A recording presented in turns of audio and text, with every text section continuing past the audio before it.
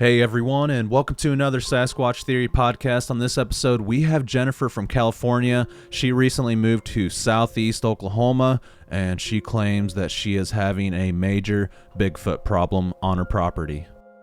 Jennifer claims that these beings are coming in close proximity to her RV and they are harassing her, and she just wants it to stop. During the podcast, she mentioned that she had been cutting down trees and clearing the land, and I believe this could possibly be a reason why this is happening, and I think it ticks these creatures off because it is their territory. She is not exactly sure how to handle these creatures, and she is very worried about her well-being. She has experienced wood knocking. The creatures will slap her house or hit the RV. She has seen them when she's walked out at nighttime, and it's actually a very spooky situation to be out there alone in southeast Oklahoma with these creatures around because they are very unpredictable. Have you ever encountered a Bigfoot creature? If so, please get in touch with me sometime at sasquatchtheory@outlook.com. And I just want to say that I really appreciate everyone for watching these videos and listening to the podcast. With all that being said, let's dive into our next Bigfoot encounter from southeast Oklahoma.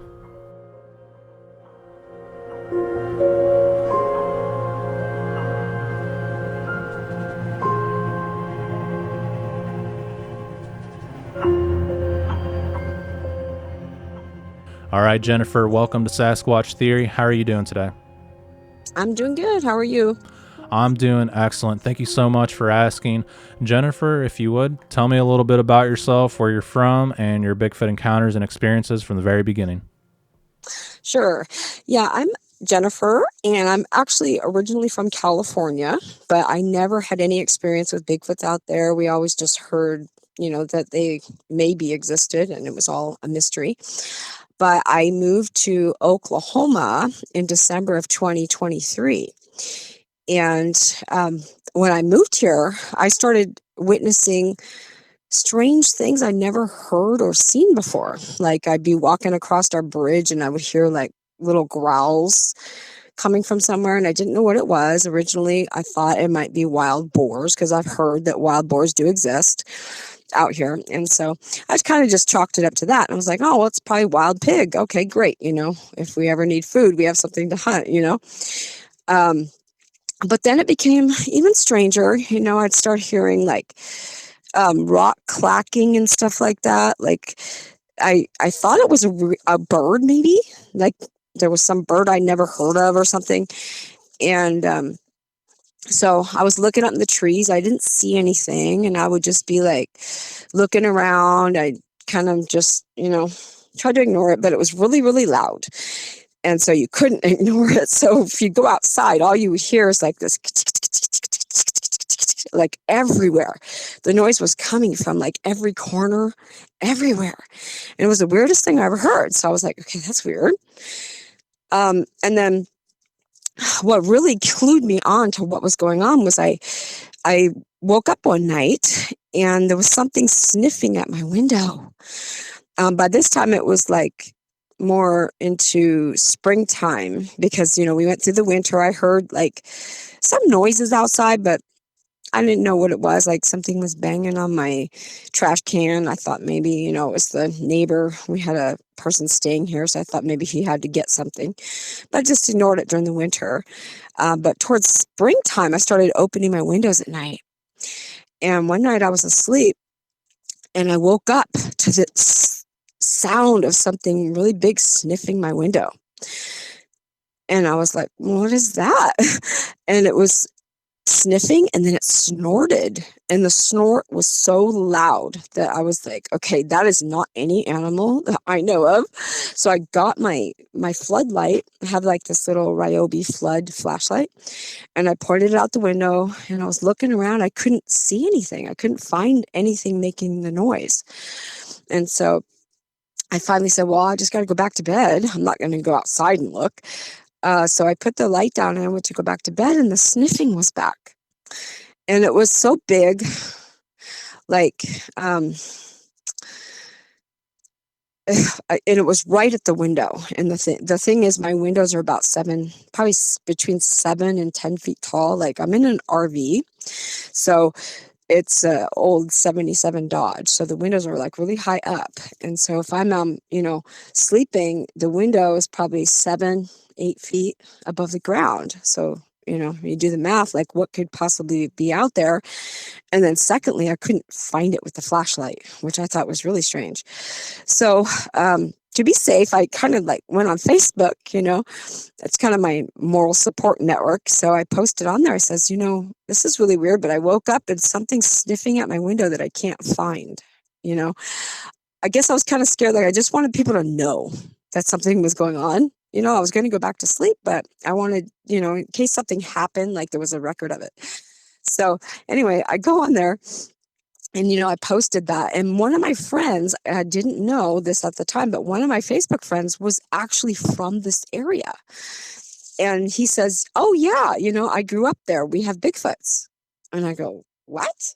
What's a Bigfoot? I didn't really know what he meant by that. I knew the California thing, but I didn't know like Bigfoots could be different sizes, different shapes, all this stuff that I've now learned. But anyway, so he told me there was Bigfoots here. And of course, then I'm like, oh, wow, I'm going to start researching all this because I'm the type of person I'll research everything. And so all of a sudden, this new topic came up. So I was like, okay, I'm going to research this. So I started researching it.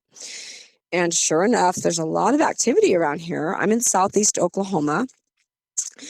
And we are probably just a couple miles away from the Kiamichi River. I don't know if I'm saying that right because I'm not really from this area. I've only been here a little bit. But it's not too far from the river that comes from the Kiamichi Mountains, I guess. And that's supposedly like a Bigfoot experience area. And I'm just new to this, so I'm just trying to, be as accurate as possible on this information. But that's what I found out is that we are not too far from that river, and it's quite easy for them to travel to this area because we also have power lines. There's like probably one block, not even a block. I'm kind of like on a highway. So it's like one house, in a rural area. So probably less than a quarter mile away is the big power lines. And so, of course, I'm learning, that Bigfoots do travel those lines and everything. So I'm figuring they're probably coming down that way. But anyway, so once I found that out, I'm in complete shock looking for help. And what do I do about this? I'm like, is it dangerous? And so I ran into some people that knew more about Bigfoots and of course were trying to teach me about them and everything. So when I did find that out, I started really paying attention. And so I noticed I had wood knocks. We had this one volley of wood knocks that was like minutes long. It was so long that I was looking out the window trying to find what was doing it. And I started just going back on my phone because it just never ended. It kept going and going and going. So I was like, okay, well, I'm just waiting for my friend to come home. I'm not going to go outside. I don't know what's making that noise. And so, I tried to just stay inside till my friend came home. Well, when my friend came home, I felt safe enough to go outside. So I jumped out the door. And when I jumped out the door, there was a huge tree break. And I was like, what was that? It was like crunch, like really, really loud. It was not like a small tree break, not like a branch break. It was a tree break. And I kind of just like tried to ignore it. Again, I'm still kind of ignorant about all this. So I tried to rationalize it away. Like, oh, the neighbor must be taking a tree down. And then later I thought about it. Well, a neighbor would use like a chainsaw. They wouldn't be able to break the tree down. So, I kind of, realized, no, that had to be a real tree break, and I'm starting to put two and two together here. There's something sniffing at my window. There's something breaking trees. There's something making the rock clacking noises. I'm hearing growls. So I eventually had some Bigfooters come out here who did confirm, they see Bigfoot hunting blinds and everything. And that couple who came out here was very disliked by the Bigfoots. I'll say that because I suddenly saw an uptick. Once they came out here, As soon as they left, I got hit with infrasound, and I've never like experienced this, before in my life that I knew of. I was just saying goodbye to them. And right from it seemed like it came from the place where I hear the growls.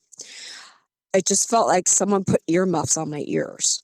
It was like all of a sudden my head just went, and then like someone put earmuffs on my ears. And I kind of knew what it was because I'd been researching enough, and I was like, okay, someone's not happy that those people were here. And so I just tried to get all my things done, to get back inside. I think I heard a growl that day too. And so that was my first realization that I was getting hit with infrasound. And so I just kind of finished up my stuff and went back inside. Let's just not tempt fate here. I didn't want to have an actual encounter at that moment. So I was just, still learning and trying to stay safe. That's my main objective here, is just stay safe. And now I'm kind of an activist too. I'm trying to tell people what's going on so they can too stay safe. And so we got a lot of the yard work cleaned up. I was learning how to, take down the Bigfoot hunting blinds. We had a lot of structures here. We had bows, we had the hunting blinds, we have, tunneling that they do and they hide behind and all that. We've seen it all here. And so I've been taking it down a little bit, with the people that were helping me. And now I'm trying to do it, on my own too.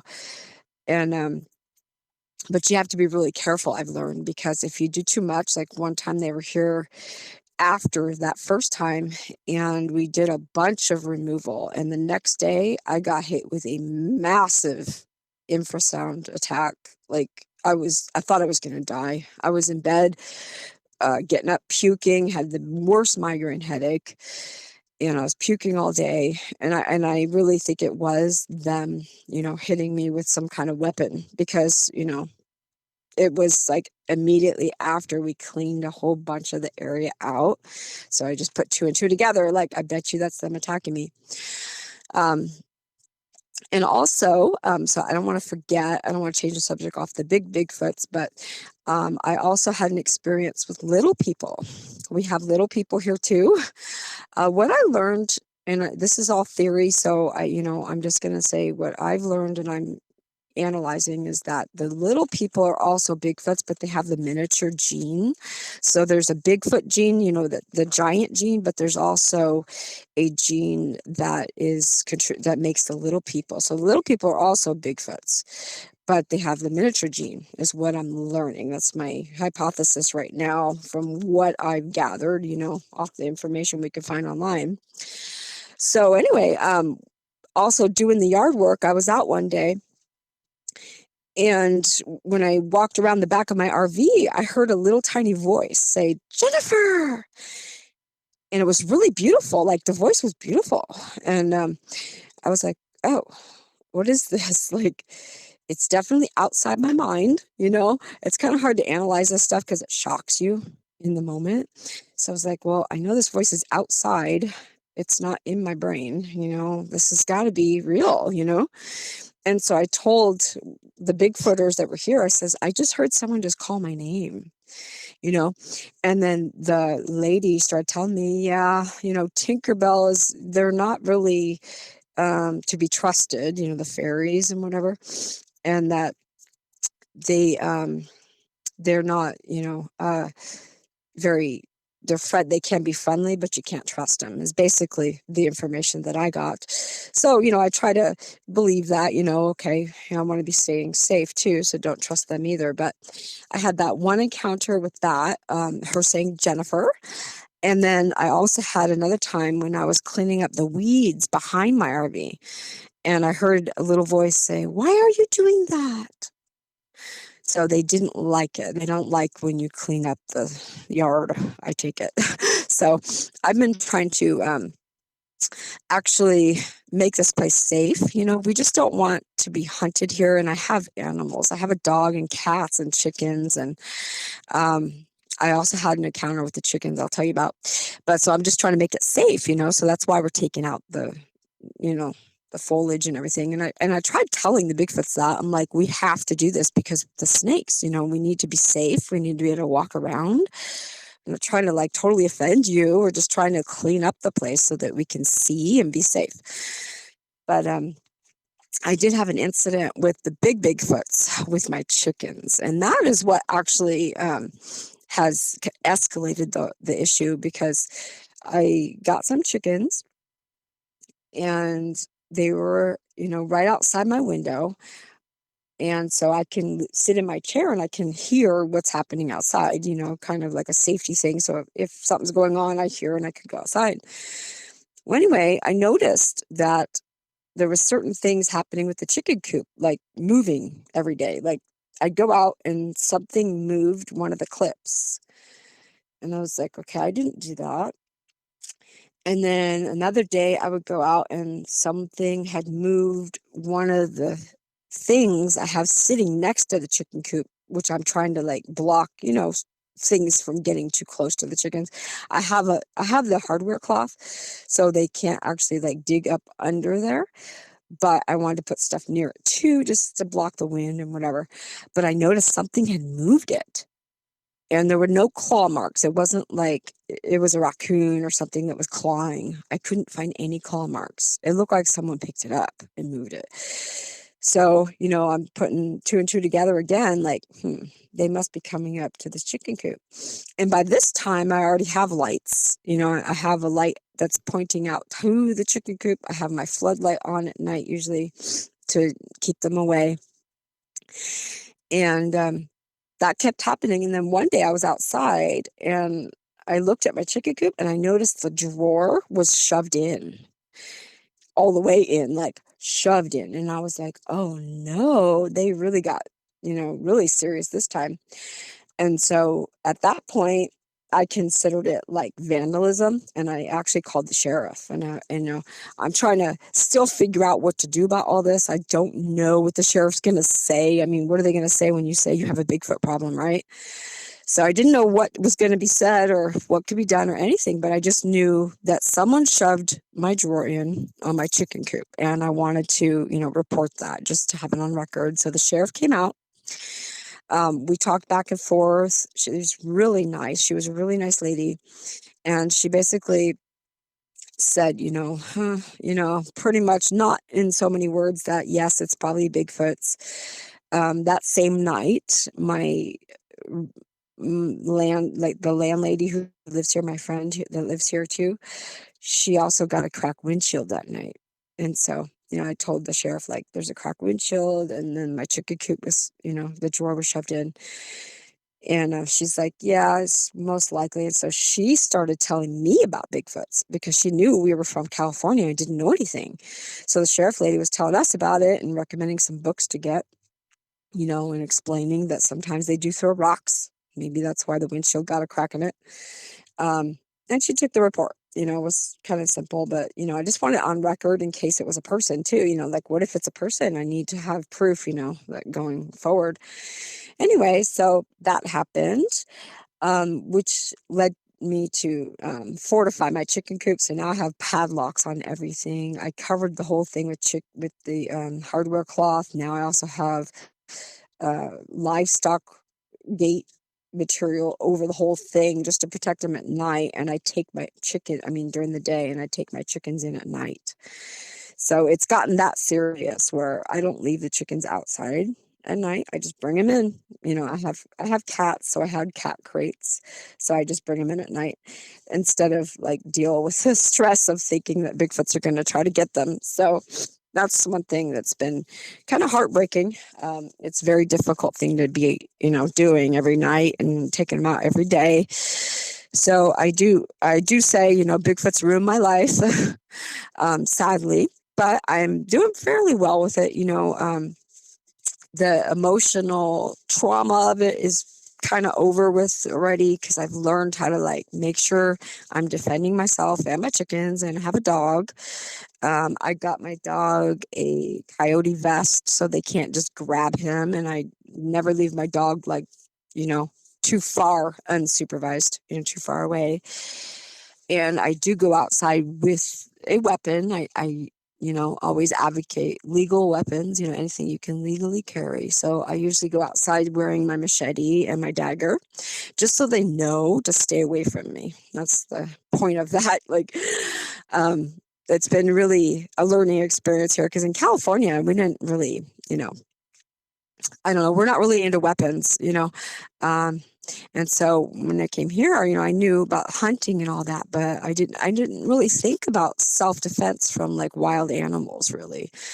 And some of the people that came out to help us, that knew about Bigfoots, were like, yeah, you girls need guns out here. And I'm like, what? Why do we need guns? Because we're from California. We're like not really into that. And I said, yeah, just not even just for the Bigfoots, guys. You need this for the wild animals out here. And I'm like, really? Like, I don't even know this. So anyway, it's been a big learning experience for us, but I'm feeling a lot better about it. I've gotten kind of used to the fact that, there's wild animals outside that you need to protect yourself from, and the Bigfoots, I'm just kind of like, accepting that as part of it too. Of course, that's a little bit more concerning because they, are not really afraid of humans. I'm learning that they're afraid of being seen. They're afraid of being caught on camera, so they're, afraid of the lights, they're afraid of the cameras. But as far as fear of humans, not so much, unless you're really alpha. And so I do try to be alpha, out here, because it seems to keep them farther away. We actually had them so infiltrated on this piece of land my friend bought that they were in the trees behind me. And I would go outside and I'd be like doing something behind my RV, and I would hear the clacking and the chirping back and forth. Like they make like a little chirp when they're hunting. It's kind of like a whoop, whoop, whoop, whoop, whoop, something like that. And so I got tired of hearing that and like having to go take my trash out. Like it was making me nervous because I have to walk, under trees. And so one day I did wake up in the morning and my friend left, and I heard a tree, like a branch break. It wasn't a tree break that time. It was just like they broke a branch at me to like warn me or something. And I said, forget it. You know what? You're not gonna be the boss of us. And so I took my holy salt. I had my belt on with my machete and my dagger, and I had my dog. And I took that holy salt and I chased them out. And they left because I heard like the branches breaking and cracking, like going towards the east from where we are. So they did leave when they saw me coming, because I guess they probably don't want to deal with it, right? They were like, oh no, she's not like a pushover. Maybe they thought like us ladies were going to be weak out here, but I decided, I have to be able to take my trash out safely. I don't want anything hunting my dog or my cats or my chickens. I have a right to self-defense. So I did. I took my holy salt out there. I chased them away. I was yelling at them in Spanish. I learned that Spanish words sound a little bit tougher. So I was yelling at them in Spanish and throwing my holy salt, and just walking with my dog, just telling them, commanding them to leave. And they did leave because they didn't want me to see them. I think they don't want a confrontation either. So it's not really that they're afraid of me, but I think they just wanted to avoid the confrontation, which is good. I'm glad that worked. But we do still have them visiting at night. We made a lot of progress during the day, a lot, with just the holy salt and the prayer and the commanding them out in Jesus' name. That did work. And I'm sorry to bring up religion. If you're not religious, I don't know. But it did work, and we have much less activity here. But we do have them coming around at night. Like I will be sitting in my RV and hear and feel the walking around. So, humans you could usually hear walking around, but you usually don't feel them walking around. Well, here you could feel things walking around because they're big. And I think just the other night we had a pretty big one visit. Oh, the other part I want to mention too is that when a Bigfoot gets close to you, you will feel it in your body. They have some kind of like, I want to say EMF field, like a frequency, like a energy field. I'm not quite sure what it is, but it's some kind of energy field that when they get close to you, you feel it, and you might hear like tinnitus in your ear go up, down, or like change, like the pitch in your ear will change. Because I'll be sitting in my chair and I start feeling that energy coming into me, like when I start hearing things. So I put two and two together, and I was like, okay, well, the energy is coming with the noise, with what I know is the Bigfoot coming, you see? So I put two and two together. That energy is connected to that Bigfoot. And my animals will feel it. It's not just me, so I'm not imagining it. Like my cats will start looking around and sniffing the air. My dog will get up and walk around a little bit. Like they start getting nervous. And now, since I bring my chickens in at night, they too will alert. You know, chickens are really good watchdogs. They'll alert in their little crates. They just start, going, and walking around. So it's everybody feeling it, coming here. And so basically, the Bigfoots are used to hunting here. So at night, they still come here and they're still hunting. But we're slowly, trying to get rid of the foliage and everything so that they're not comfortable doing that either. It's just that the lady I read from, my friend, she's, pretty disabled, and so am I. So we're just doing the best we can, with the energy that we have. And luckily, I think it's worked out in our favor because we haven't gotten killed yet. I hate to say it that way, but this can be dangerous. So going slowly has probably saved us from any encounters. Whereas if we went really fast, maybe they would retaliate or something, and we want to avoid that. I keep telling the Bigfoots, like, you just need to leave human territory, because if you're in human territory, you have to follow our rules, like you can't come steal our chickens. You can't come steal people's goats, cats, dogs. I mean, this is unacceptable, totally unacceptable. So I'm trying to tell them, like, any of them that might understand a language, like, you need to leave human territory.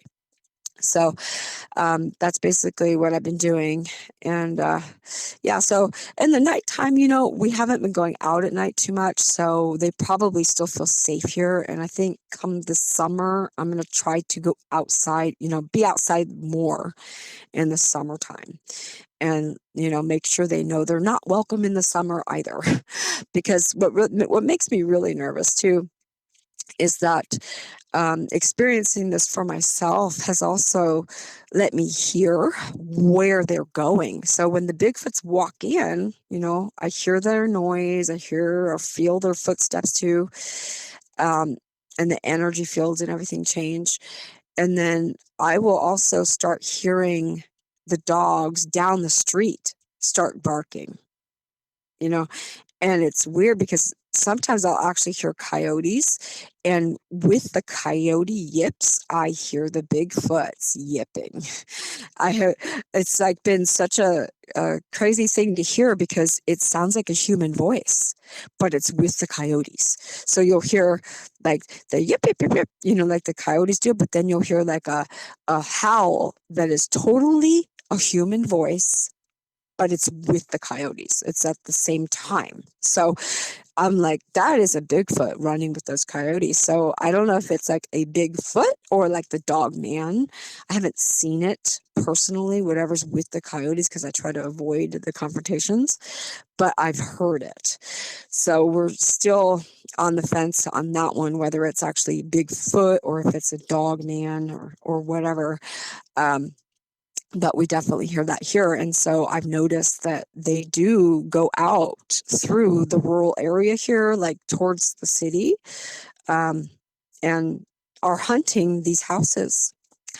And I did find out, actually, I found out from somebody who knows this area that there's other people with properties here having the same issue. So it's not just me. It's not just me imagining it or anything. There's other people. And in fact, we had a family move away. At least one family has moved away because of the issue with the Bigfoots. And so it's kind of unfortunate, that humans are capitulating to them, because they really shouldn't be. I mean, the Bigfoots have all the mountains. They don't need human territory. The only reason they're here is to to get easy food. I think they see our animals in pens and it's easier for them. They see our dumpsters. Our dumpsters have food. Bigfoots love the dumpsters, so they could go get, extra food that's thrown away. They're taking advantage of the human settlements. And so we really need to chase them out. In my opinion, we need to chase them out because it's not safe. And it's only a matter of time before a child goes missing. I mean, a parent has their children outside, for 20 minutes or something and just turns their back. It can happen in a flash. So I'm really an advocate for removing Bigfoots from human territories at this point, because what I've seen is not acceptable. It is not by any means acceptable that they are going out and marauding through the neighborhood, making all the dogs go crazy, and I don't know how many dogs are missing, but there probably are some. At least, I'm sure a few have been taken. But yeah, so it's just, it's been a very scary experience, but it's been a good learning experience. And I have to say, I'm a lot more vigilant now, a lot more careful about wildlife and everything. So it's been a good and bad experience. It's like life, there's good and there's bad. So, yeah, that's pretty much it. All right, Jennifer, I really appreciate you for sharing that with me. Why do you think these creatures are showing up? What do you think their intentions are?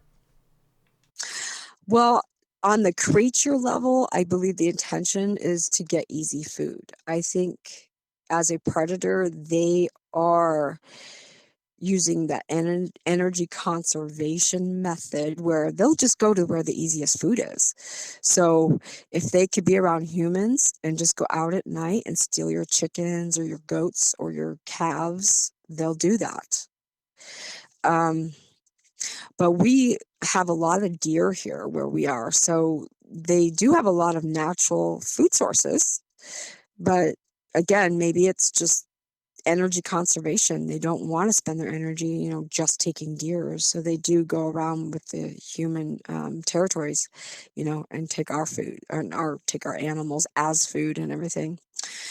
On the spiritual side, I do believe there's a spiritual side to this because I have witnessed some spiritual aspects to the Bigfoot phenomenon, where, like I told you, those people that were helping me with the Bigfoots, when they came over, I could tell there was activity happening in the air that you couldn't see, but you can see a flash of it. Like it would flash by you, like flying like super fast where I couldn't catch it, but something went by. I did see a lot of that. And that's what really woke me up to the part, the spiritual part, because I realized when those people came over that things kind of went crazy here. It was like things were flying through the air. You couldn't see, barely, just a glimpse, like a flash here and a flash there.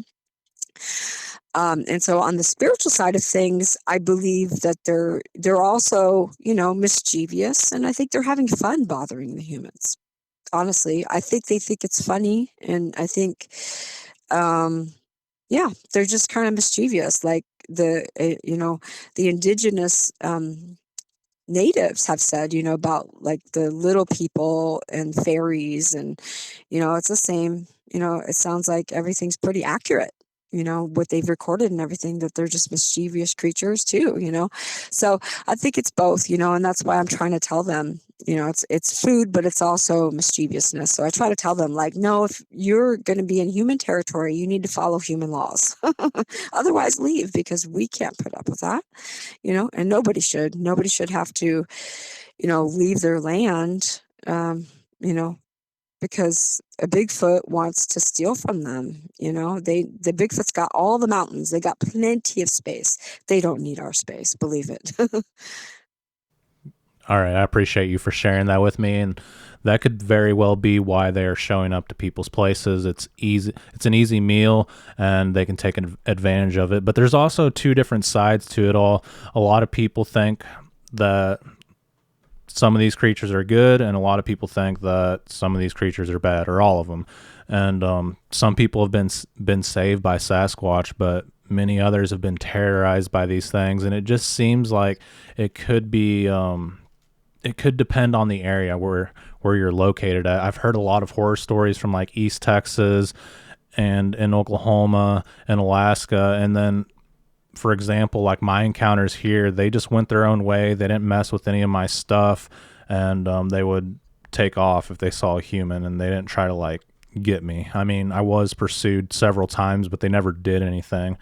But you just never know what their true intentions are, and I think possibly that there's just good ones and bad ones, but from the sounds of it, possibly they're trying to take your chickens, they're looking for an easy meal, they're intimidating you, and that does happen a lot.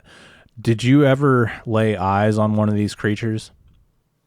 Yes. And I can't believe I forgot that. I was so busy with the other stories. Yes, actually, one night we were checking our motion sensor lights. We have one by the pond. And so I went out one last time, to check it. And I took my dog, thankfully.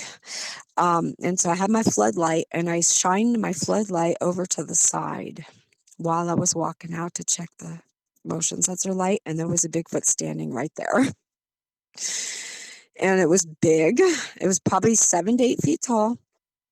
It was wide, so probably 4 or 5 feet wide, and pure jet black. Like it absorbed my floodlight. It did not reflect it. It was like I was looking to the side, and everything was lit up except for the silhouette of the Bigfoot. And I noticed that creatures around here, the Bigfoots around here have learned that they close their eyes when I put a flashlight on them. And this one apparently was a part of those that have learned that, because it did not have its eyes open. So I got no eye shine at all that time. But I did see the full silhouette. And it just stood there. It did not move an inch. It did not want me to see it. I'm convinced it didn't want me to notice it because of the fact it didn't move at all. And when I saw it, I yelled out to my friend, "There's a big black figure out here," because she was still outside. And I says, "I'm going inside now." And so I turned around and just walked slowly with my dog back to my RV. And that was it. It didn't do nothing. It didn't move, nothing. But it was really scary. And then another time, just more recent, we got a lot of rain. And when I was looking out at the pond, I noticed there was like a tree stump in the water that I never noticed before. And I was like kind of staring at it like, that's really odd looking. It's like round and sticking up really high, and that wasn't there before. And then I realized it was a Bigfoot, and it was in the pond, but again, eyes closed. You could not see the eyes. All I saw was a tree stump. I mean, it really looked like just a tree stump that was there. And then next time I looked, it was gone. So that was really scary. I don't know if I mentioned that, but we live right on land with a pond, water feature. So that also contributes to the Bigfoots being like right here. They love to hunt and, of course, have water. So they like to hunt around the water because that's where all the animals go to. So it's really, more convenient too. So that happened, and that was just a couple weeks ago that I saw that. I've also seen I call them mini dogmen. I don't really know what else to call them, but they're small. They're about the size of a dog, and they cling to the bushes. Like during the day, you'll see them like clung to a bush or something, and you just see all the black. Well, one day I noticed one was kind of close to the bridge, and I kept looking at it and talking or whatever, and it turned around and looked at me and had orange eyes. So I was like, that is not in the textbook. Okay, that is a cryptid. So I kind of, figured it out. Like, well, it's obviously still a Bigfoot because it's the same black. It's the same hair, but the eyes are orange, and it's really a small thing, like the size of a dog. But I saw its eyes. I mean, it clearly looked at me very, very, very clearly.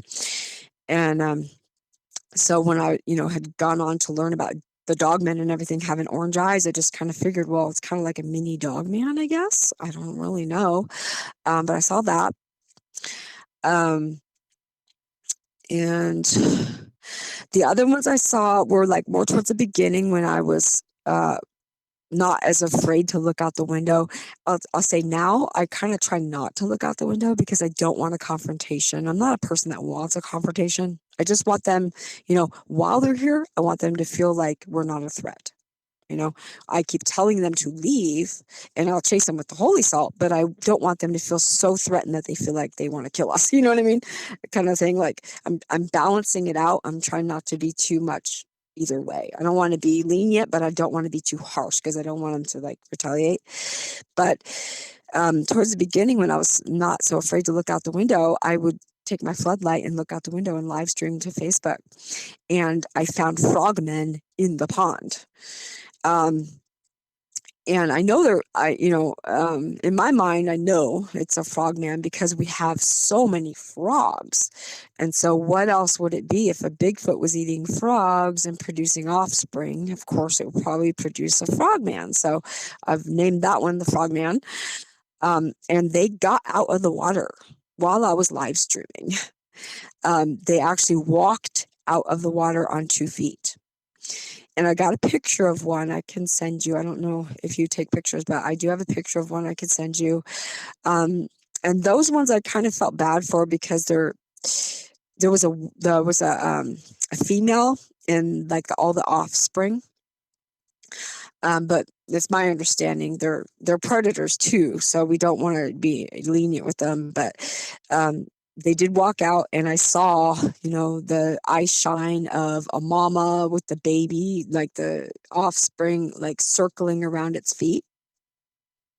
Like you could clearly see like it's circling like a child would. And so I got that on live stream.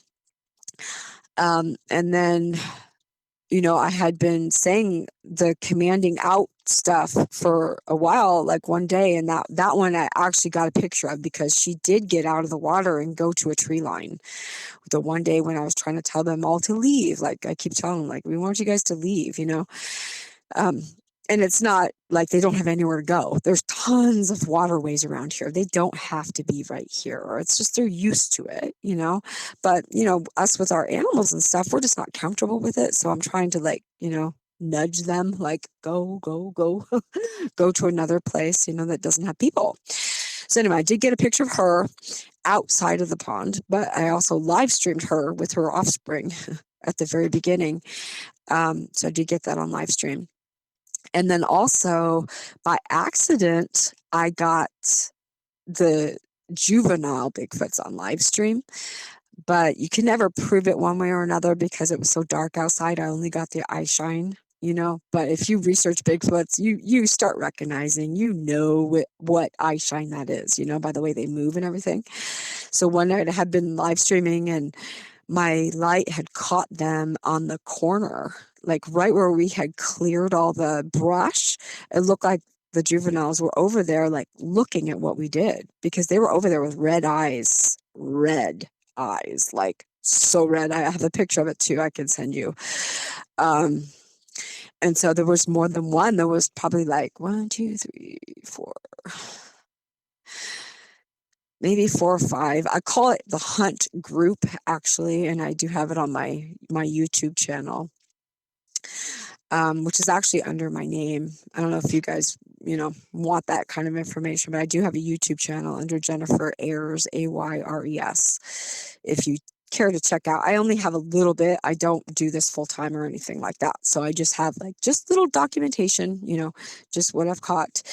And that one is on there. And I think I titled it the hunting group because they were actually going out at night. Like I say, I do hear them when they walk through, and then I start hearing the dogs barking like in a circular fashion. Like it's weird. It's like they go to the houses on the right first, and then they hear them down, this way, and then all the way to the left, I'll start hearing the dogs, and then all of a sudden I'll hear the noise start here again, plus feel the energies and stuff return. So I've kind of figured out like they're coming through, they're going around, and they're coming back. Like there's have their routine almost, like that's how they hunt. And so those ones I think were the hunt group because they were all like looking around, and they were just, it had been a busy night of chatter, is what I call it, where I could hear them chattering even before we came in for the night. We tried to get inside before dark. So sometimes I hear the chattering happening, and I'm like, okay, tonight's going to be a hot night because I hear them chattering out there. And so that night, yeah, I did catch them, and it was a huge eye shine. I mean, bright red eyes. Oh, it was so scary that I was like, okay, I got to shut this down. Like I really did shut down the live stream and was like, okay, I'm going to shut it down because I don't want them coming over here. They were far enough away that I wanted them to stay over there. Like, stay over there and I'll stay over here. So I did catch that. And yeah, so they definitely travel through this area, into town, and then travel back out to the east. So I'm not really sure where they're hanging out, but we do have that power line area is, where I'm kind of gravitating towards. And, maybe when I have someone to research with, like right now it's just me. But if I do find others that are interested in this area, then maybe I'll try to like go out on those power lines and see what's going on over there, try to track like where they're going and whatever. But for right now, it's just me. So I'm just doing what little I can, to let people know what's going on, and stay safe at the same time. That's the main objective here, is just, keeping us safe. Yeah, absolutely. So this is currently ongoing activity, and these creatures are still around the RV. Yes. In fact, the supernatural part is currently ongoing too. We are having the tapping on the windows. It kind of goes back and forth between supernatural and an actual Bigfoot, I believe, because of the way the sound is. Like sometimes I'll hear like a thud, thud, thud, and I'll be like, okay, that was probably fingertips. Or sometimes I'll hear a tink, tink, tink, and like think it was a bug, but then I found a nail outside of my window. So I know that was a physical creature carrying a nail that was tapping on my window. And it's not a human. I have a trail camera. The camera would catch a human. Trail camera never catches any Bigfoots, but it would catch a human. And my dog will bark if it's a human, but he will not bark if it's a Bigfoot. My dog gets really quiet around Bigfoot. So, but I did find that. And then I also get, the tapping and stuff. But, part of the thing I kind of figured out with the stuff like noise underneath the RV during the summertime, I would hear like what sounded like a hand hitting underneath my RV. And I kind of figured it out. They're chasing bugs or mice, like they're trying to catch things, and like if it runs under the RV, they chase it under there, because I'd hear stuff like that happening, and I'm like, that's too big to be like a raccoon. Maybe once in a while it might be a raccoon, but like constantly, like the same thing happening every single night tells me it's something that has a human capacity to think like, I'm going to go over there and I'm going to catch everything under that RV every night. You know what I mean? So it seemed like that because it was the same time every night. And we have seen raccoons. We have seen a squirrel. I mean, we do have little squirrels and stuff, but I'm pretty good at discerning the difference, between the noises and everything. Now, because I have to be, I'm trying to discern between the different types of animals that make different noises. And so when it's like a big old hand hitting your RV, the difference. Or like one time I went to go take a shower and it knocked. like it must have been under my RV by the shower, and it knew I was going to take a shower, and it like wanted to knock at me for some reason. Like, I don't know if it's a Bigfoot or if that's the spiritual, I want to say paranormal or something. But it definitely knocked, and it's done it more than once. Like if I go take a shower, there'd be something like knock, knock, knock. And I'm like, can I just take a shower? Like, it's so weird. And I don't know if it's because they don't want me to, or because they want to let me know they're there. I don't know. I don't know what the point of it is. But, all that's still up in the air. I'm still trying to figure out, like, what is the point of some things that they're doing. I do have cats. And so I think sometimes they tap on the window at the front, my windshield. I think they tap up there sometimes to get the cat's attention, you know. So that I kind of expect, and I try to keep I have all the cats beds that warm outside, so in the middle, trying to keep them away from the window at night. But I don't want to really block my cats from being able to look outside, so I kind of give them the choice. You can look outside or not, but I hope the Bigfoots don't get any bad ideas, um, with them up there. But yeah, so sometimes I think they are playing, trying to play with the cats. But like underneath, I think they're trying to catch I think they're catching mice or something that's underneath there, really. Yeah, they very well could be. So you said this is close to the Kiamichi River or Kiamichi Forest? The river is up the street, probably a couple miles. Okay. It runs right through. Yeah, it runs right through here. So. Yeah, that's not too far away, though. And I hear these things travel the waterways and the power line strips. And the RV, is this like a forested area? Like there's a lot of woods around there?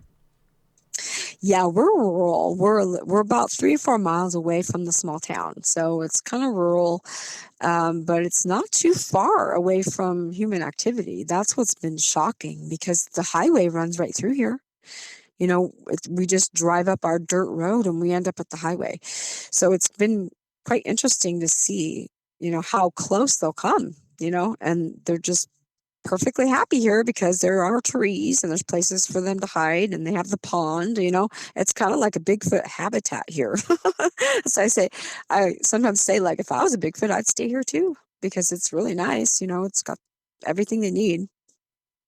Yeah, absolutely. And people say if you want to keep them away, to put up trail cameras and solar panel lights. Like when you walk past them, they automatically turn on their own, and that might help. I'm not really sure. Whenever I had Bigfoot encounters out here, I had trail cameras all over the woods, and I still had Sasquatch. So I hear people talk about placing the trail cameras up, and it'll scare them to the next county. I don't think that's true, but I think they will avoid walking right in front of it.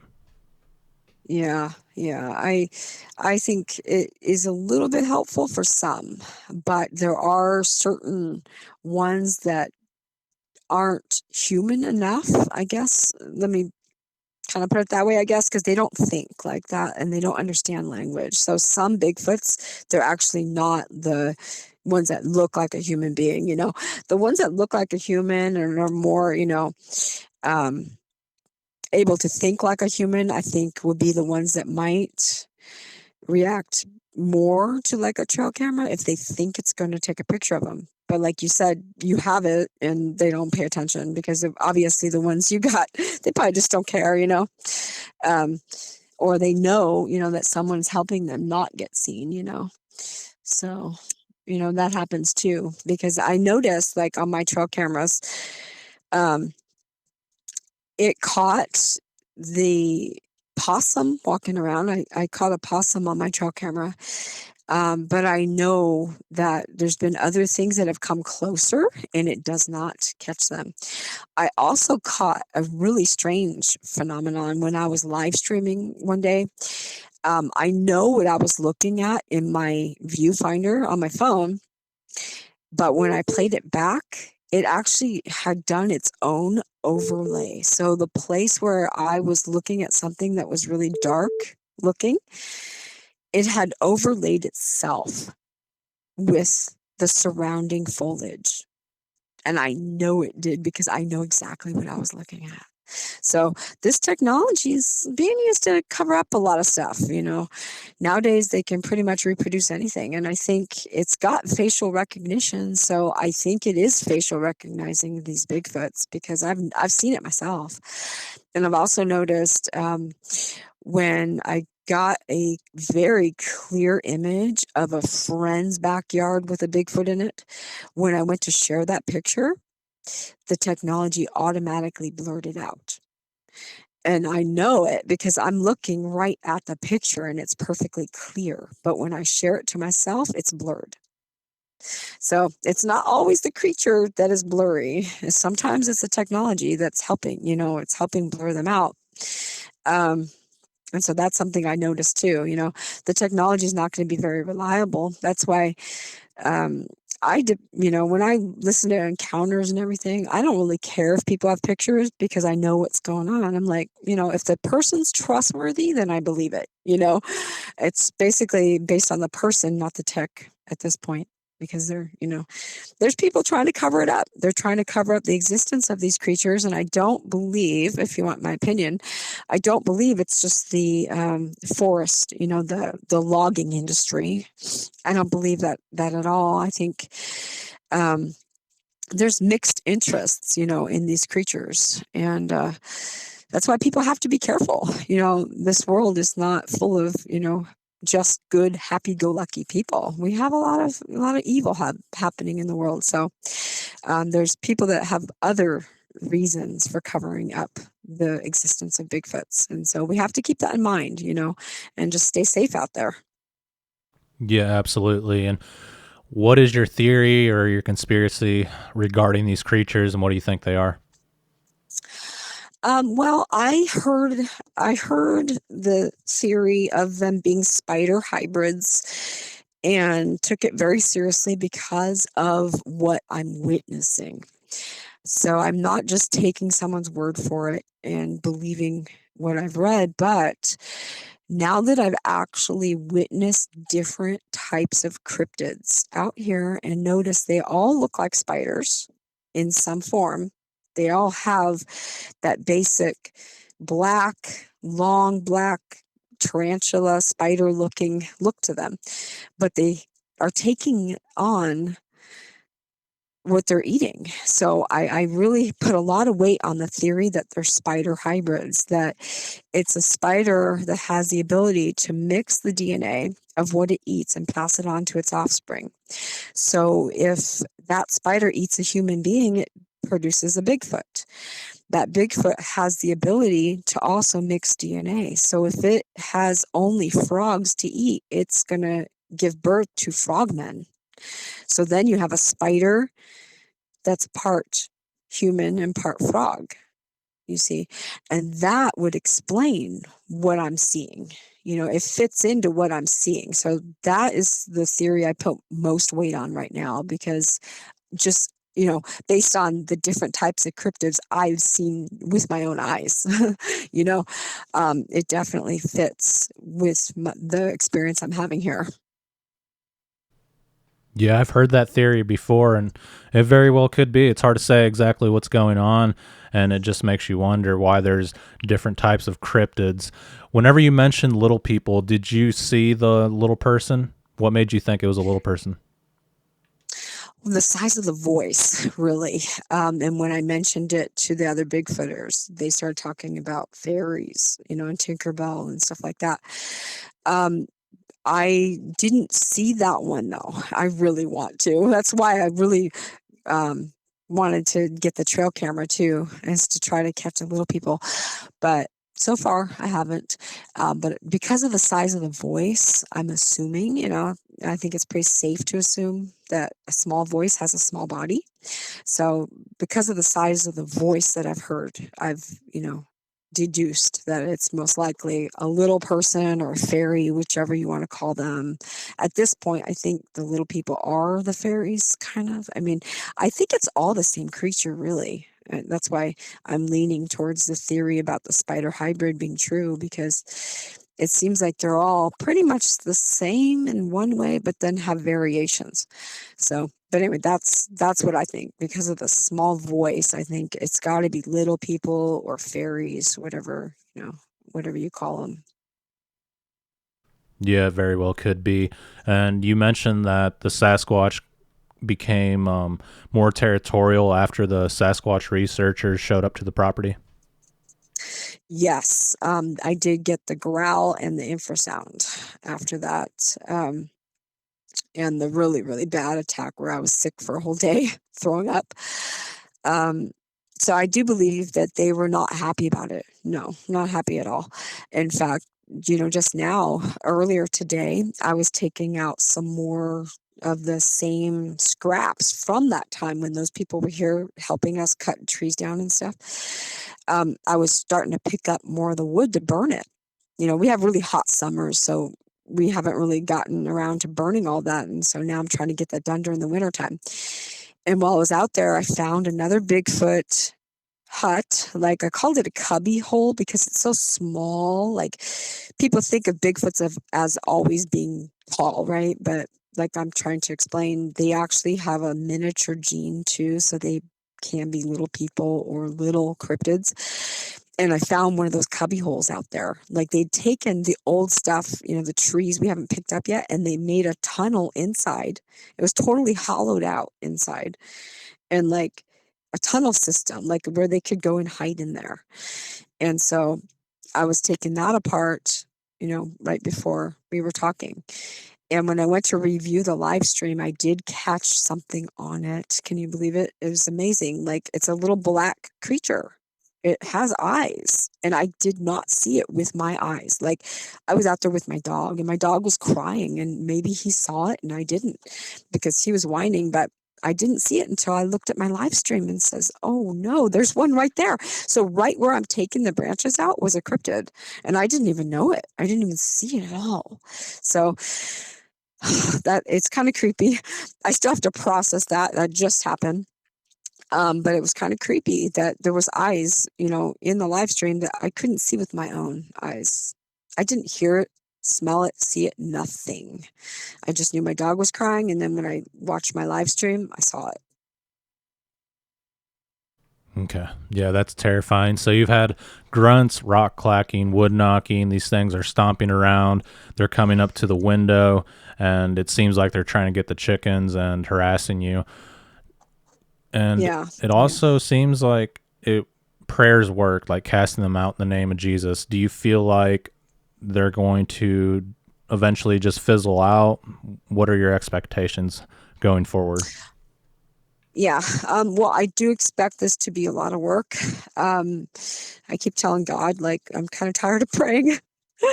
And I know that's wrong, but like, I'm tired of praying because it's so hard to keep doing the same thing over and over. But it does work, and I do expect it to be a lot of work. I'm actually hoping that more people in the city get involved, because I don't believe this is going to be benign issue. I mean, it already isn't. There's people moving away, because of this Bigfoot activity, and I don't think that's acceptable. We need to do something to stop that from happening. I don't want everybody to be moved out by the Bigfoots. So I'm of the position, I'm willing to do the prayers and to do the holy salt, and commanding them out. But I think the whole city has to be willing. That's the thing. I think one person, I might be able to like keep them off this land during the daytime, because they just don't want to hear it. I mean, at the end of the day, who wants to hear some woman keep telling them to leave? They're not going to want to hear it. So I think that's helped a lot, that they hear that and they know I don't want them here, so they stay off during the day. But yeah, I really wish the city would get more serious about it, and I think they will in the future when things get worse. I do believe it will get worse because there's nobody hunting them, and they do reproduce. So, I mean, let's just and analyze the situation. If they're making more and more and there's less and less food, it's going to escalate. People's animals are going to go missing. God forbid if they get a child or human, adult, even, it's going to escalate. And I'm trying to warn people. I'm not someone who keeps things, a secret that I think's dangerous. So I definitely do warn the city. I've actually done an incognito post in the city group, even saying like, we do have predators here. You guys need to watch out, watch your pets and your kids, because there are predators here. And when the food runs out, they will come, taking your animals. So, I have warned them that way. In the beginning, I just left it up in the air as predators. Now I've actually mentioned that it's Bigfoots. I kind of accidentally, I didn't plan this way, but I kind of did the grandmas on the roof technique, I didn't plan that, but it ended up being that, where I kind of warned about predators, and then next thing I knew, I was like, nah, it's Bigfoots, guys, come on, let's get serious here, because it's only a matter of time before some child goes missing. This is not a chance we can take. So anyway, I've asked for hunters. I was like, anyone hunt these guys around here? Just to kind of put it out there, just to, kind of pave the road, if you want to say it that way, like pave the road, like, hey guys, we can do something about this. We don't have to tolerate this. We can do something. If you push them out, if you command them out, if you throw the holy salt at them, if you make it really uncomfortable for them to be here, they'll leave. Sadly, that means they're going to go to another city probably, and then those people are going to have to do the same thing. So it may be an unpopular opinion, but I believe that they do need to be hunted just like any other predator that overpopulates, or any other animal that overpopulates for that matter, because it's going to be starvation, or they're going to steal your kids or your animals. I mean, it's just common sense, if they're overpopulated and they have no food, what do you think's going to happen? So I have put a call out for hunters, and hopefully people take it serious, but I'm only one person. I can't do it all, so I've kind of put it out there, so people know what's happening, and that they're not alone if they do see this and they do think that they need to be hunted. You're not alone. I totally support that, because we can't sacrifice our own, humans and animals because of these creatures, that don't belong in human territory. They got plenty of territory. They do not need our lands, is my opinion. Yeah, I appreciate you for sharing that with me. And I found it interesting that you said you heard these vocalizations with the coyote calls. And I've heard the same thing in the Mark Twain National Forest here in Missouri. We would hear coyotes and we'd be like, oh, never mind, that's just coyotes. And then you'd start hearing like what sounded like little girls screaming, something croaking or barking like a dog, and like classic Bigfoot calls. And it's like, man, that was our initial impression, was these things are running with the coyotes. Yeah, I think so. I've seen a coyote here, so I know there are coyotes here, but I do believe so. And it is very obvious. Like you said, you heard things that coyotes don't do, a girl screaming or frogs croaking. Yeah, it's definitely Bigfoot activity. A lot of people don't know Bigfoots mimic everything. They sound just like a parrot. I'm glad you mentioned that, because they do that here too. Like the Bigfoots in the pond used to croak at me like a frog. I'm like, burp, burp, like really loud. And, some people might just think that's a regular frog, but, when you hear it enough times and then you hear the frogs, you start going, that's bigger than a frog. That is not a frog. And then I saw them. So that, sealed the deal for me. But yeah, once you hear those noises, and like one day I had been out walking my dog after I had commanded some Bigfoots out, and one day I had heard footsteps next to my RV that I couldn't see anything belonging, but I heard something walking. I said, hey, like really loud, you get out of here, or something like that. Well, when I'd walked my dog outside the property, something in the tree line yelled at me and said, hey, really loud. And so I think that was the same Bigfoot that I had yelled at. I'm like, oh, look, he's now yelling at me. So I think it learned that from me. But yeah, they do mimic. Here, they do a lot of owls. I call it the walking owl. When they're walking around, you'll hear like, whoo, whoo. Owl sounds outside, but it's moving too fast to be an actual owl. It's like here, and then it's like 20 feet over there, like really fast, and you're hearing the other noises too. So yeah, they do that. I've actually heard the baby crying one day, and I had to warn my the lady I rent from, you had to warn her, like, don't go outside if you hear stuff because they do mimic, like babies. You don't want to go looking for no baby. You don't want to go looking for a puppy or kitty. They can make those noises. If you're really concerned, call the police. At least they have a gun. So, yeah, we've heard that stuff out here too. Definitely, the mimicking is real, very real. Yeah, absolutely. And it seems like they're just a giant parrot. Like they'll mimic anything, even like machine noises, which is really strange. Yes, I heard that here too. We were outside one day and I had been thinking, going into the paranormal area, I had been thinking, and they do pick up on your thoughts. They know what you're thinking because I don't be thinking if I was going to hear one again. Like I was like, well, I kind of want to hear the howl or the, not the whoop. I mean like not the, what's the word for it? The roar or whatever.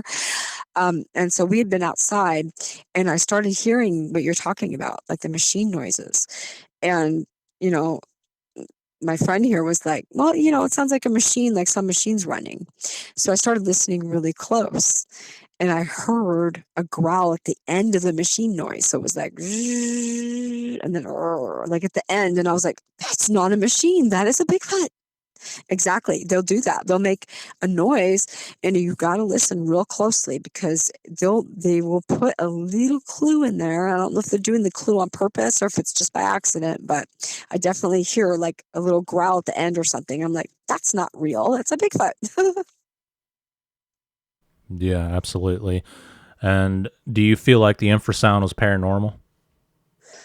The infrasound, I think infrasound in itself is not paranormal, but a frequency. So, like, it's just a frequency lower than what our ear can hear, I guess. I'm not sure. Like, I'm kind of new to researching all this. So, it's my understanding that it's just a lower frequency. And the reason it feels so crazy to us is because they're so big. Like, you know, if something is that large when it speaks, even it'll make your body vibrate. Something's really big, it's going to make a lot of vibration. So I think maybe it's just that they're so big, and so when they make that vocalization, that's below the normal hearing range of a human, we feel it too. So we're not hearing it, we're just feeling it. That's my understanding. I'm not an expert by any means on this, but that's my understanding of what infrasound is. We also get something that heats us up. I forgot to mention that. Like something is heating us up sometimes. And, out of nowhere, you just be cold and then you just be really, really hot. And I was thinking maybe that's infrasound too, but I'm not sure. I'm not sure what's making that phenomenon. But one night, I was actually inside when this happened. I felt like something was like putting pressure on me. Like, it's the only way I can describe it. It was like pressure plus heat. And so I started praying and it stopped. Like it was like it let go. It almost felt like an animal, like something was holding me and then it just let go. And so it was really creepy. But yeah, I do have some things that happen inside too, like that. So, and I'm Catholic by belief. So, I know what to do, what prayers to do and everything. But yeah, it was really, interesting that it happens inside too. And now that I just saw, I told you I'm just processing what happened this morning. Now that I saw something that I couldn't see with my own eyes, I'm really concerned about what's in my RV. So I'm probably going to go video my RV just to make sure there's nothing in here because I can't believe I didn't see the creature earlier with my own eyes, but it showed up on the film. Like that's amazing to me. So I'm going to do some more research on that because I don't want things inside my RV, walking around or whatnot. But yeah, I definitely think there has been some paranormal activity even inside. I do have orbs. That's one thing I noticed that I have had around me even before moving to Oklahoma, but I never knew what they were until I came here and was, starting to talk with the Bigfoot crowd and realizing like, oh, this stuff goes with the Bigfoots and stuff. So I do have orbs that are in my RV, and I do try to do a house, spiritual house cleansing and push them out. But I have noticed that it's a lot more here than it was in California. We've also had a neighbor see the orange orb. Now, I've never seen the orange orb myself, but a neighbor did post even in the public group about seeing an orange orb. And I think those are probably associated with Dogman. According to the accounts, they are. But I've never seen one myself. But I do have the little white orbs inside my RV, and I'm hoping they're good, but I don't know. I'm still researching that too. I'm like, what is this? And should it be in here? And why can't I see it with my real eyes? It's always just on the camera. And I kind of question that now. The cameras are seeming to be a little bit deceptive. So that's another area to look in all in itself, because what if the cameras are deceiving us on purpose? We have to think about that too. Maybe the cameras are actually lying and not telling the truth. So we have to look at that too. Yeah, very well could be. All right, Jennifer, I think that pretty well covers your encounters and experiences. And if you ever encounter anything else major in the future, certainly feel free to reach back out to me. And it really means a lot to me that you got in touch and you're willing to share these experiences that you had in Southeast Oklahoma. Yeah, thank you so much for hearing me. Yeah, I definitely appreciate it. And I just wanted to get this information out there, for anyone else who's in this area that, might feel alone in their experiences. You're not alone. It's real. You're not crazy.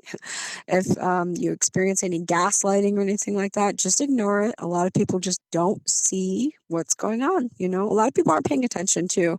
A lot of people, if you have your TV on at night blaring loud or something, you're not going to hear what other people are seeing, So a lot of people, they just don't know, and some people also have nefarious reasons for covering it up. So it's kind of hard to tell the difference between, the intentions. So, just know that you're not alone. It is real and you're not crazy. Yeah, absolutely. All right, Jennifer, thank you very much. And we'll be in touch in the near future, I'm sure. Okay. Thank you so much, and God bless. Yep. God bless. Take care. All right, Jennifer, thank you very much for sharing your encounters and your experiences with me here on the channel. And I thought it was really interesting to hear your take on it. And I feel like this is their land and we're the intruders, but I understand your perspective since a lot of areas are now populated by humans and we feel like this is our land. And it just seems to be a battle between humans and cryptid creatures, and it's a battle that many people don't know about. I feel like possibly the reason all of this is happening is because of the logging in the area. You mentioned that you cleared off the land, and this will tick these things off if it is their territory. So that could possibly be a reason why you are being harassed by them, and they are letting you know that they are not happy. So I feel like maybe if you stop logging, clearing the land, and maybe plant some trees and try to do a peace offering, perhaps this activity will stop, but it's hard to say for sure. And I hope it doesn't continue for you. Maybe these things will just move off somewhere else, and I think that will likely be the case. These things will show up for quite a while, harass people or do their thing, and then eventually they move off to another area and the activity just seems to fizzle off like it never even existed.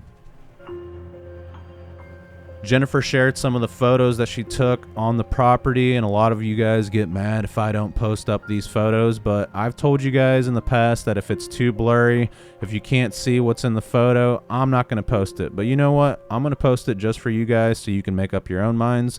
And yeah, I appreciate everyone for listening, and until the next one, you guys be safe out in the forest.